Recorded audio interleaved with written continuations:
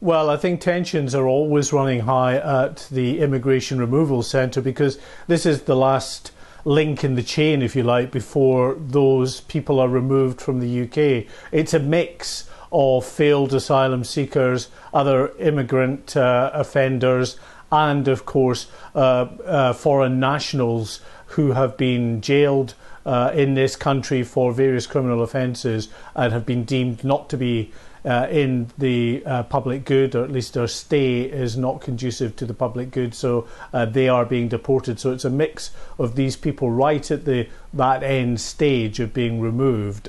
So not the happiest of places anyway, regardless of what the conditions might be like. And we've had various reports over the years about Harmondsworth and other detention centres suggesting that conditions are not great in there. There was a power outage.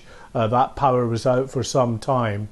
We're told then that a group of individuals within Harmondsworth armed themselves with makeshift weapons went into one of the central courtyards within this facility, and there was scenes of disturbances and violence for quite some time. The Metropolitan Police Territorial Support Group, these public order trained officers, were brought in to help, as was the Prison Services National Public Order Unit as well.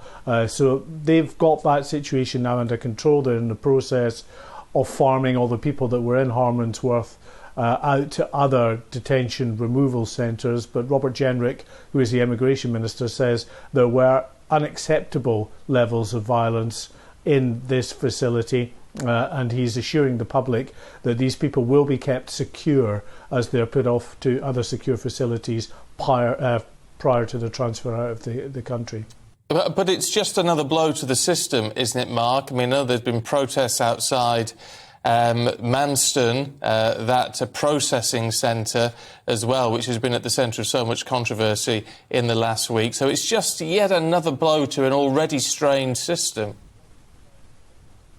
Yeah, they are symptoms of the growing crisis within immigration, particularly the asylum system that, of course, the Home Secretary herself has described as broken. And really that's because of the very significant numbers that are coming across the English Channel. The government has been very lucky indeed that over the last week or so we've had very poor weather conditions in the Channel, so it's just not been possible for these criminal gangs to push the small boats off from France, and as a result that's enabled them to try to make an impact on the very big numbers who were at Manston, up to 4,000 at one point. Now this is a processing centre. It's only ever been designed to be a facility that you're sent to for a maximum of 24 hours, where your fingerprints and other biometric details are taken, where you're interviewed briefly, and where you're then medically assessed and sent off to interim accommodation, which of course, as we know, controversially, are all these hundreds of hotels right up and down the country. But you're right, Manston continues to be a source of some concern. There is expected to be a protest from refugee charities and other groups later today outside that facility, something else that the police will have to try to police to make sure that that goes off without a hitch.